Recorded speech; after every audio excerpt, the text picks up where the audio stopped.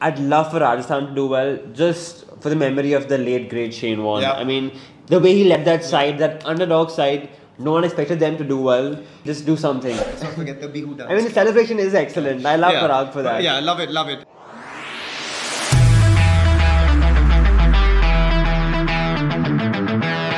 The inaugural champions of the IPL, a team that's always had so much potential on paper, and we would love to see the Rajasthan Royals convert that potential into the pink of health at Rajasthan. I've got the SNS show back in your direction, Shivan and Sohail with you guys. Rajasthan Royals, Shivan, again, on paper, actually built a pretty nice looking squad. It's nice. There's got some nice pieces there. Yeah. I mean, the top order especially, I'm liking the look of Butler, Jaiswal. They complement each other well.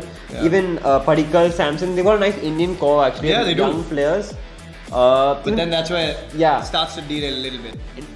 Extending with strengths, Ashwin and Chahal. Correct. Two of India's premier spinners. At 11 points CR for both combined, Excellent. that is an unbelievable pickup of Ashwin and Chahal, and I think they actually might extract the best out of each other as well. Yeah. Also, let's be honest, Butler and Ashwin in the same side. It's gonna be a firework. There's no longer the Mankad rule, guys. Runouts are available as of very recently. The new ruling has come through from the ICC, and that means Ashwin, go for it. Net sessions are yours. Put Butler at the non-strikers end and practice it. Why don't you? Also, they have Prasad Krishna and Trent Bolt. Bolt actually great pickup as well. I know Prasad Krishna is not. He's done well recently for India. He's not your go-to guy. Yeah. But Trent Bolt, I think, at 8.75, he's a okay pickup. My problem is that he's not the main guy. Yeah. In Mumbai, he was excellent because Bumrah bowled those 4 overs.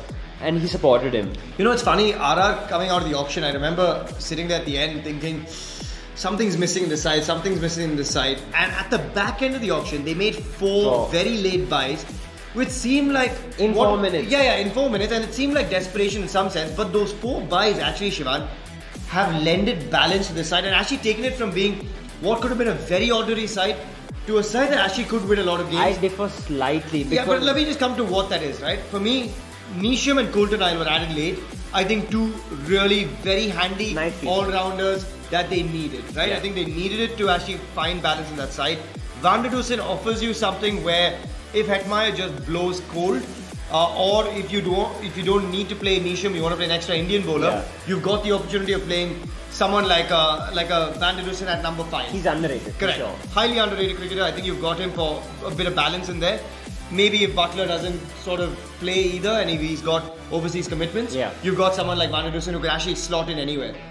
So therefore I think yes, but again I think they were late. If you're leading it that late, something's gone off. Some planning issue is there. Like we know, we saw from their videos on their YouTube channel, they wanted Archer, they wanted Tewatia, they wanted Shivam Mavi. So I'm looking at that number 7, 6, 7, 8.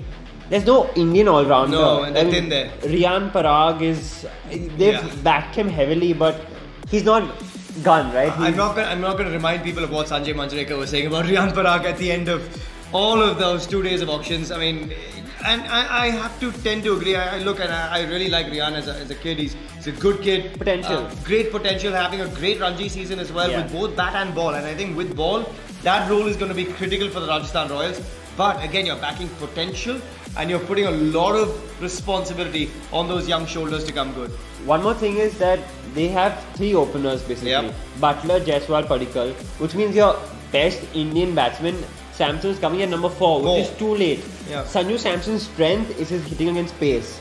At number 4, he counts when the spinners are on. So it doesn't really make sense. I'd rather have Sanju at 3 or opening even. Yeah, I think that was the question for us, right? Like, if you've got Padikkal and Jaiswal, now does that mean you're going to bat Butler later? But thankfully they clarified that and said no, Padikkal's going to bat at 3, and because you need Jos Butler as an opener, he's wasted otherwise. So that's great to see. Sanju Samson has to have a big season. I think this has to be the season for Sanju Samson. Like for me, he's one of the most explosive Indian batsmen. He's awesome to watch. He's been incredible in the IPL. The consistency is getting better. And as captain, he showed some nice signs last season. Yeah. So we've now sort of aligned with our strengths and weaknesses to some extent.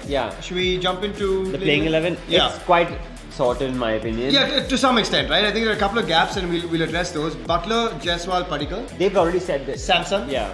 So, right, so those top 4 are done.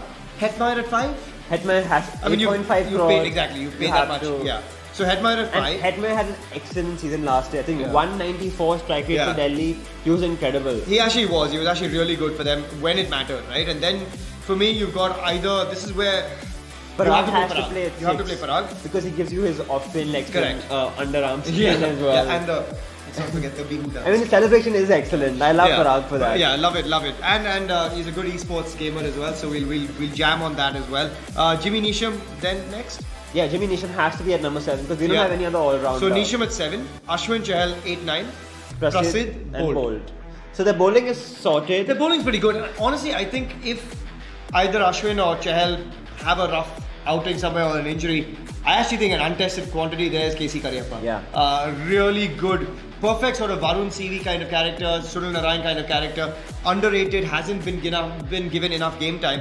I just think KC Cariappa, what he's done for Karnataka cricket, he could bring that into the RR setup. Potentially. They are 7th in my power rankings. I got them in 8th actually. Okay. I would have had them 7th, but because of the RR factor of on paper being great and then falling away, I just have RR as 8th. I'm actually going to be doing a lot of work with the RR boys this season and the Red Bull guys as well. So I'm looking forward. And one last thing, I'd love for Rajasthan to do well, just for the memory of the late great Shane Warne. Yeah. I mean, the way he led that side, that underdog side, no one expected them to do well. We're not expecting this team to win the tournament. Yeah. Maybe in his memory, just do something. Yeah, bang on. I think what Shane did for this side, he loved it. He just loved being a part of the Rajasthan Royals. He brought the ethos of taking young players, extracting the most out of that potential and doing something great with that. I mean, inaugural champions, no one saw that coming. And hey, no one maybe sees you guys coming this season. Make it happen, Rajasthan Royals. We would love to see it.